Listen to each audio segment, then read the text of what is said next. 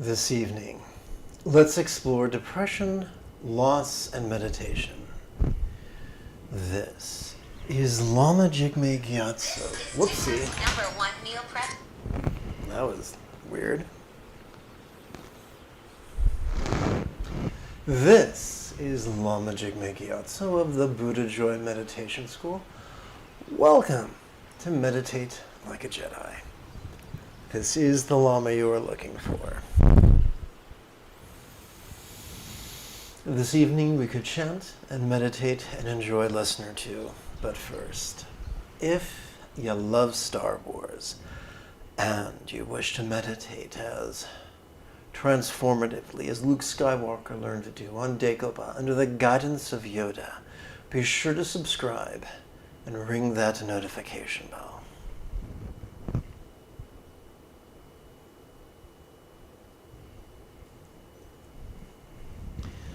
This evening, we could explore depression, loss, and meditation that you too could meditate like a Jedi. If at any point during the live stream you have a question about meditation, or philosophy, or even chanting, there is no need to be shy.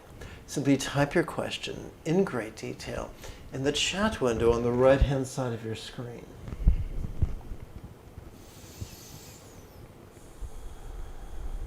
If you're watching a replay, however, you'll want to type your question in the comment area below the video.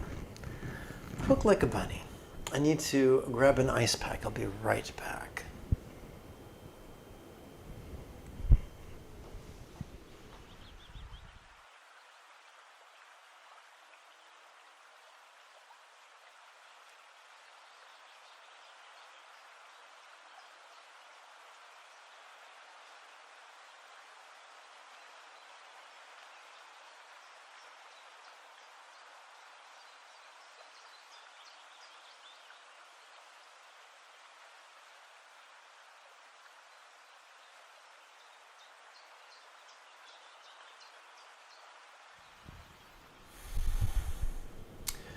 And I'm back. Thank you for your patience.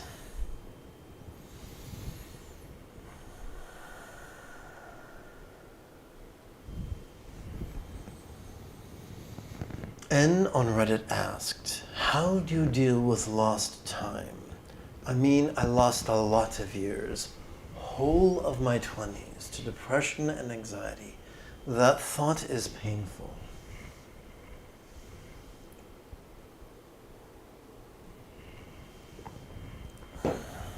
And here's my response. Depressive anxiety disorder is a thief, robbing us of time and joy and even hope, for who's to say that it couldn't return?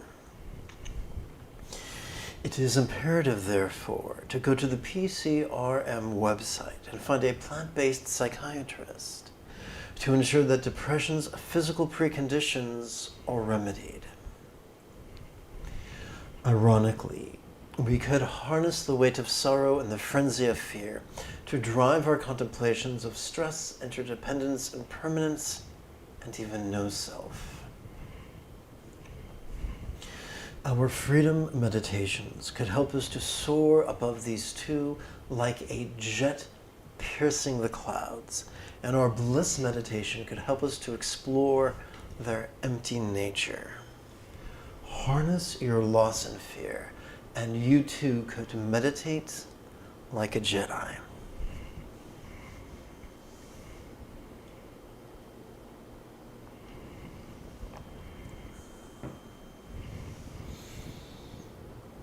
I'm not sure how long my voice will last tonight, but I will give you what I've got. Every 12 hours, I broadcast a live meditation class without any ads. This channel is supported by the generosity of viewers just like you. With your help, this channel could support the next generation of nuns, monks, yogis, lamas, and even brick-and-mortar meditation centers, each replete with a resident teacher and their apprentice. If this speaks to you and you'd like to help out, even for as little as the price of the cost of one, let's try this again, even for as little as the cost of 1 cup of coffee a month, your help is welcome. Simply poke around the description area below the video, and there you will find a link for Patreon, another link for PayPal, and 2 buttons for YouTube, one for the join and one for Super Chat. Click whichever speaks to you, metaphorically speaking. Let me check for questions. Finding none. Together let's chant 6 passages from my adaptation and amplification of the Padmakara group's translation of the final meditation manual attributed to Dzalpatul Rinpoche in the late 1800s in Tibet.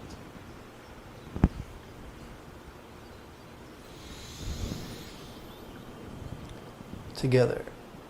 Form is as non-graspable as if it was unborn, primordially non-graspable as a vast empty void like the sky.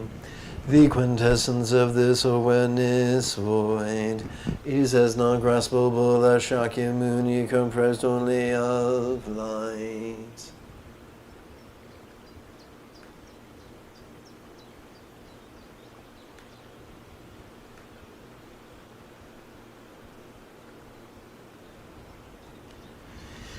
It is none other than like the sublime, take 2.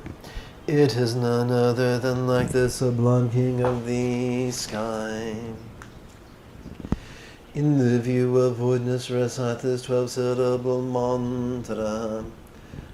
I'm sorry if I look like the great Kretsky. I'm just putting an ice pack to my sinuses. Feeling is like a lasso that binds mind and object together. When you know feeling is like the non-dual sameness of non-graspability, it is like Atama.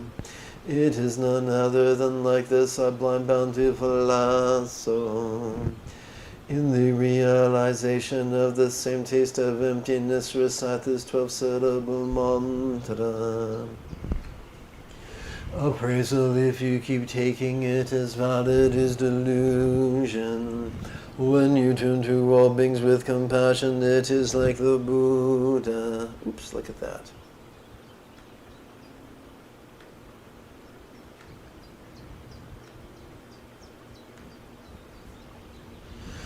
It is like none other than the sublime one who dredges the depths of samsara. In compassion without bias, recite this 12-syllable mantra. Impulse as samsaric actions keeps you circling in the 6 realms. If you realize the hate of samsara and craving for nirvana, all the very same they all reach as non-graspable to Shakyamuni. It is none other than like the greatly compassionate transformer of beings. Acting for others in one single non-graspable taste, recite this 12-syllable mantra. Consciousness, the expression of ordinary mind, has 8 functions. If you realize ultimate mind to be like Dharmakayas, mastery of awareness and letting go, it is like Gautama. It is none other than like the sublime ocean of conquerors. Knowing that your own mind's empathy, awareness, and release are like the Buddha, recite this 12-syllable mantra. Believing the body to be solid is what causes servitude. If you recognize it as like the archetype sensual yet void, your body is like the Buddha. It is none other than like the sublime sage of the Shakyas. In the recognition of the actor's body, sensual yet would recite the six-syllable mantra. One moment while I do a quick bit of housekeeping.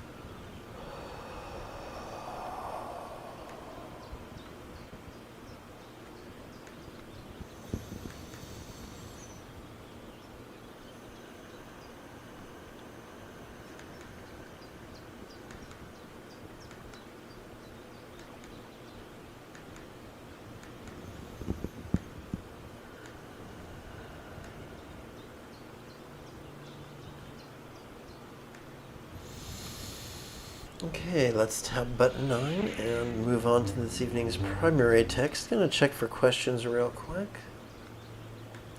And, oh, look at that, Patricia's here. Good evening, Patricia. TY Sunday Psychic Hug. Tonight on YouTube, I watched a groomer groom an Akita, an American Akita, great big doggy.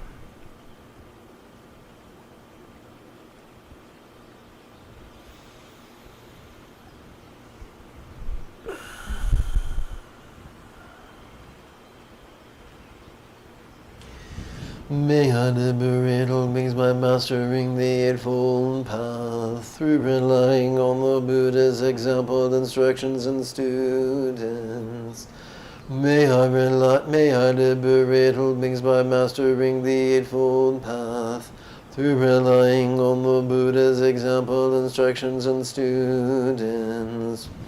May I liberate all beings by mastering the Eightfold Path through relying on the Buddha's example, instructions, and students.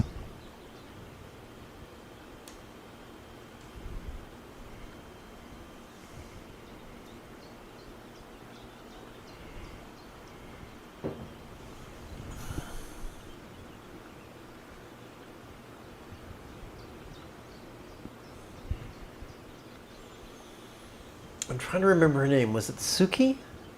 Was that the name of your doggy?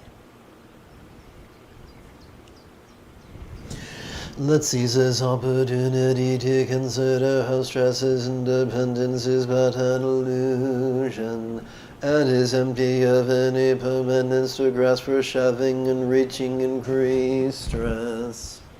We're now going to play with 4 rhetorical questions. We recite them silently and mentally, this bit right here, in harmony with our inhalation and our exhalation and our relaxation.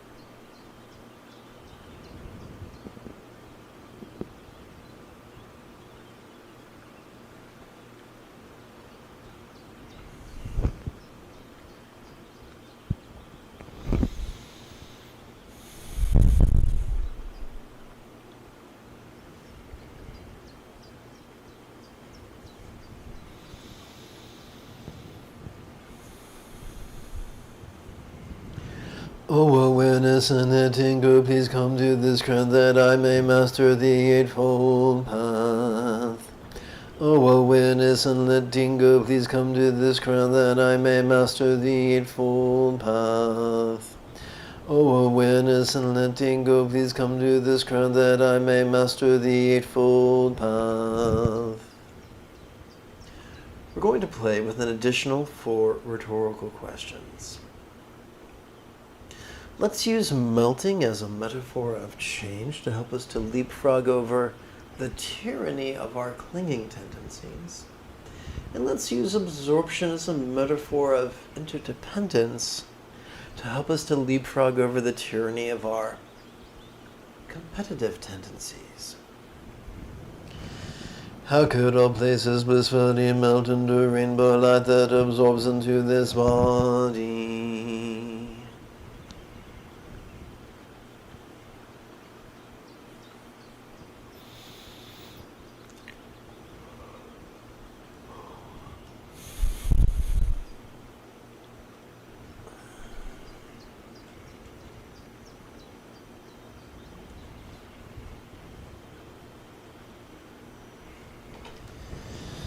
How could all bodies blissfully melt into rainbow light that absorbs into this speech?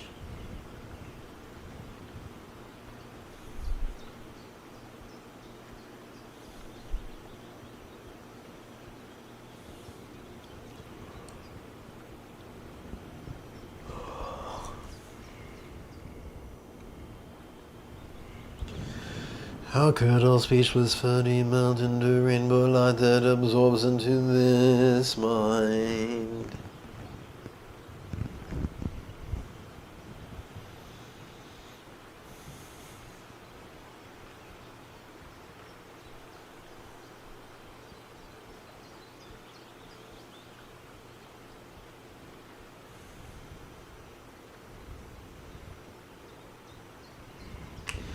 How could all minds blissfully melt into rainbow light that absorbs into infinite emptiness?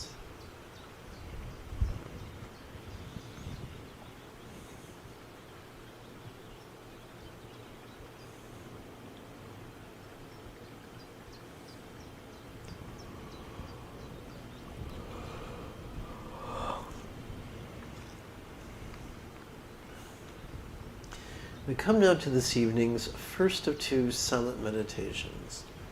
There is no great mystery to meditation. As we inhale, we could silently and mentally recite watching this. And as we exhale, we could silently and mentally recite relaxing. But why would we do that?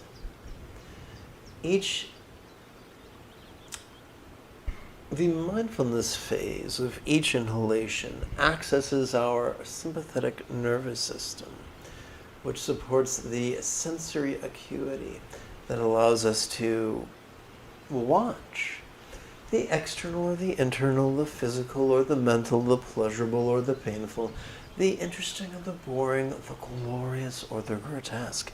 And it helps us to do so in a manner that is vulnerable, passive, visceral, and random. So much so, as a matter of fact, that the only label we wind up needing is simply the pronoun this. Whatever are we to do with all that which we watch? During the meditation phase of each exhalation, we access the parasympathetic nervous system, which supports both our physical relaxation as well as our mental release.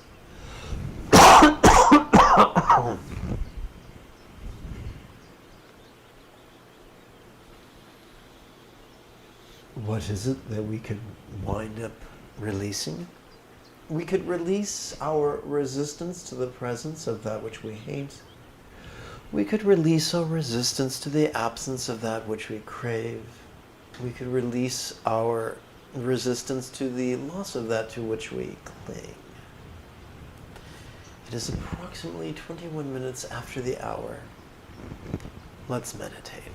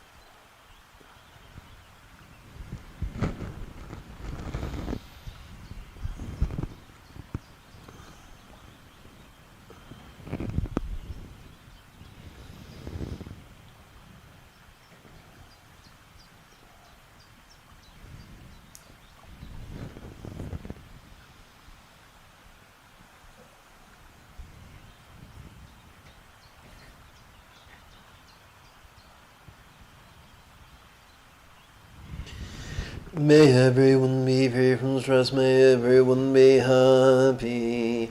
May no one be separated from their happiness. May everyone have balance, free from the tyranny of hating, craving, and clinging.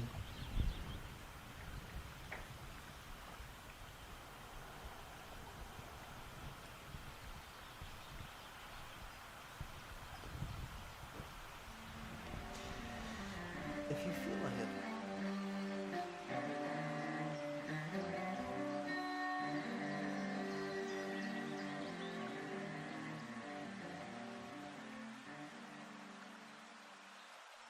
it, in approximately 11 and a half hours, we could return